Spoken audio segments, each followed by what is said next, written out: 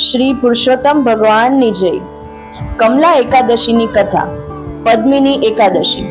મહાભારતનું યુદ્ધ પૂર્ણ થયા પછી પાંડવોએ ધર્મરાજની સ્થાપના કરી, પણ યુદ્ધમાં થયેલો નરસંહાર એમને અકળાવતો હતો। તેથી એક દિવસ યુધિષ્ઠિર ભગવાન શ્રી કૃષ્ણએ પૂછવા લાગ્યા, હે ગોલોકાધિપતિ, કૃપા કરીને મને પાવન પુરુષોત્તમ માસની એકાદશીનું મહાત્મ્ય અને ફળ જણાવો। ત્યારે ભગવાન શ્રી કૃષ્ણ બોલ્યા, હે પાંડુપુત્ર, આ પવિત્ર માસમાં 2 એકાદશી આવે છે। બંને અલૌકિક અને 84 લાખ જન્મોમાંથી મુક્તિ અપાવનારી છે। શુક્લ પક્ષની એકાદશી કમલા એકાદશી કહેવાય છે। સર્વ તિથિઓમાં શ્રેષ્ઠ એવી આ એકાદશી જીવ માત્રના સકળ મનોરથ સિદ્ધ કરી સુખ સંપત્તિ આપનારી છે। પૂર્વે ઉજ્જૈન નગરમાં શિવાલિક નામે મહાજ્ઞાની બ્રાહ્મણ રહેતો હતો। એને 4 પુત્રો હતા, ચારેય પ્રખર પંડિત હતા, પણ સૌથી નાનો પુત્ર કુસંગે ચડી જવાથી ચોરી, લૂંટ અને વ્યભિચાર કરતો થઈ ગયો।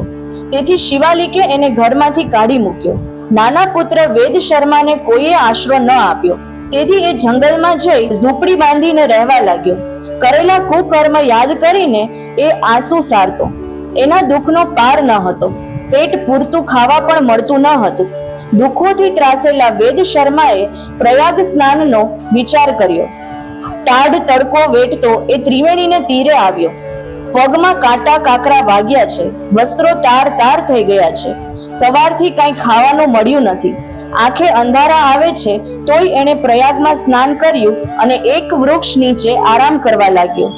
એ જ વખતે મહર્ષિ શૃંગ પોતાના શિષ્યો સાથે ત્યાં આવ્યા। બધાએ સ્નાન કર્યું પછી ઋષિ શૃંગ શિષ્યોને કમલા એકાદશીની કથા સંભળાવવા લાગ્યા। વૃક્ષ નીચે સૂતેલો વેદ શર્મા પણ આ કથા સાંભળી રહ્યો છે। કથા સાંભળ્યા પછી એણે વિચાર કર્યો કે આમ પણ હું સવારનો ભૂખ્યો છું, હવે ઉપવાસ જ કરી નાખું, કદાચ મોજ દુર્ભાવી પર પુરુષોત્તમ પ્રભુ કૃપા કરે। વેદ શર્માએ તત્કાળ ઉપવાસનો સંકલ્પ કરી લીધો અને પુરુષોત્તમ પ્રભુની માળા જપવા લાગ્યો।